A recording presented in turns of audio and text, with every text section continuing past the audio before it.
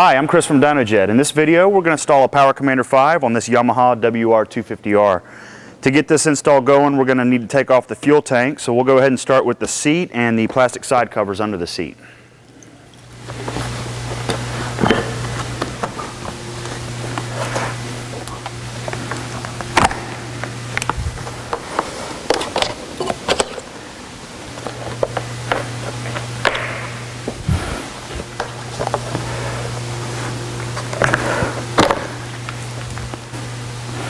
After removing the 3 bolts that hold the fuel tank, we can lift the tank up. We can disconnect the high pressure fuel line from the bottom and the fuel pump electrical connector. Next, we're going to loosen the headlight assembly by removing the 2 bolts on the sides.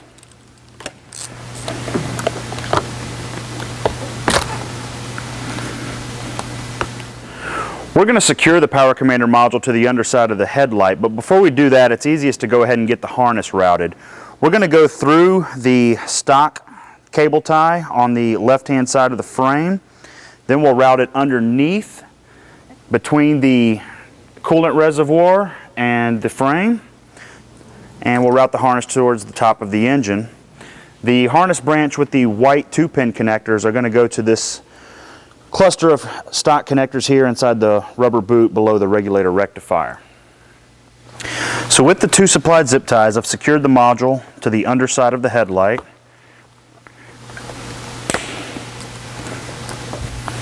And now I can reinstall the headlight unit.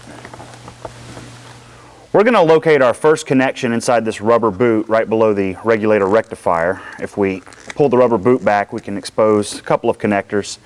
We need to go to this gray 2-pin connector. This is to our crank position sensor. We're going to disconnect that. We'll take the 2 white 2-pin connectors from the Power Commander and plug those in line. Right here at the top of the engine, I can find my ignition coil. It has a black 2-pin connector. I'm going to disconnect that. I'm going to plug the Power Commander leads with the green colored wires in line with the ignition coil. Also right here on top of the throttle body, I can find a gray 2-pin connector for the vehicle's fuel injector.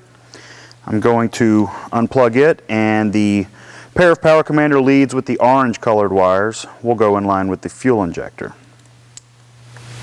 Here on the right hand side of the throttle body, inside of this black rubber boot, I can find the connector to the throttle position sensor. This is a black 3-pin connector. I'm going to unplug it, and I'm going to plug the pair of 3-pin leads from the Power Commander harness in line with the bike's TPS.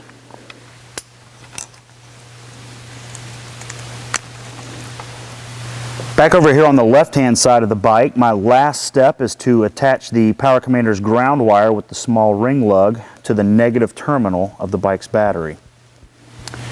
And now all that's left to do is to reinstall the fuel tank, the bodywork, and the seat.